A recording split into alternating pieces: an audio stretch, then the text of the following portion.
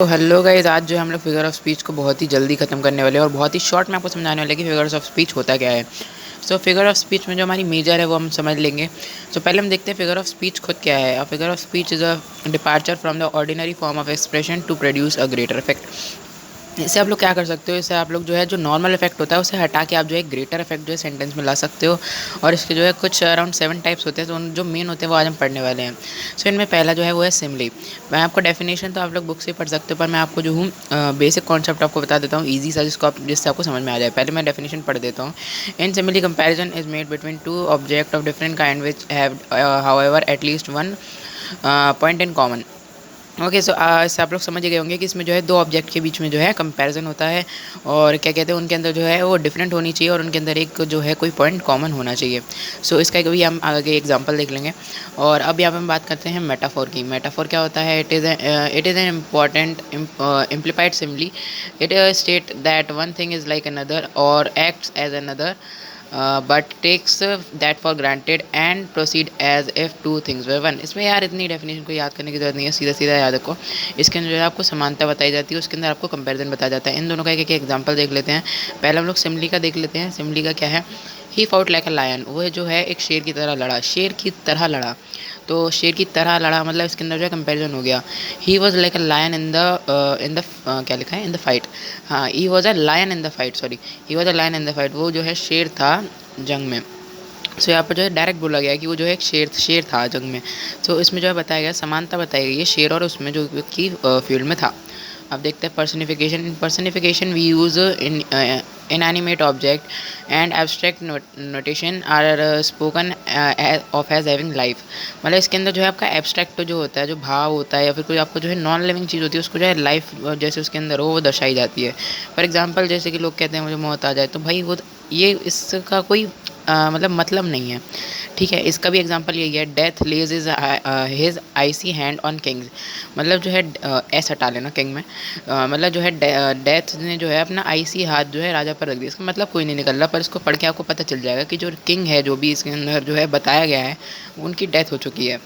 अब देखते हैं apostrophe. An apostrophe is a direct address to the dead or to the absent or a personified object or idea. इसके अंदर क्या करा जाता है, जो आपका पर्सनिफाइड जो आपने एब्स्ट्रैक्ट नाउन बनाया उसके साथ जो है वो लगाया जाता है एक्सक्लेमेटरी मार्क। जैसे कि इसका एग्जांपल आप देख सकते हैं, O death where is the string. ठीक है, इसका आप लोग समझ लेना।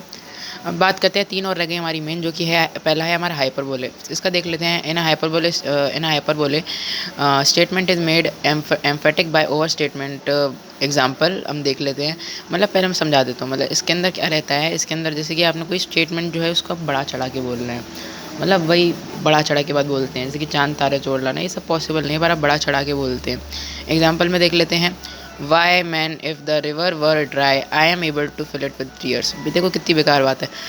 वो कह रहा है कि अगर सारी रिवर खाली हो गई तो मैं इसको अपने आंसुओं से भर दूंगा। ऐसा पॉसिबल नहीं है, बट ये हाइपरबोलिक स्टेटमेंट है। इसके अंदर जो है ऐसा, इससे जो है बात को बढ़ा चढ़ा के दिखाया जा रहा है। Oxymoron in this figure of speech, two contradictory quality are predicted at once of same thing. मतलब एक ही सेंटेंस में जो है दो कॉन्ट्राडिक्टरी वर्ड बोले जाते हैं। कॉन्ट्राडिक्टरी मतलब विपरीत, मतलब जैसे कि गुड बैड, ऐसे जो है वर्ड को बहुत एक ही सेंटेंस में लिखा जाता है। एग्जांपल देख लेते हैं। His honour rooted in dishonour stood. मतलब ऑनर और डिसऑनर दोनों एक ही सेंटेंस में आ गए, तो ये ऑक्सीमोरॉन हो गया। अब देखते हैं इसका लास्ट, ओनोमोटोपोइया। ये इसका शायद प्रोनाउंसिएशन सही नहीं कर पाया।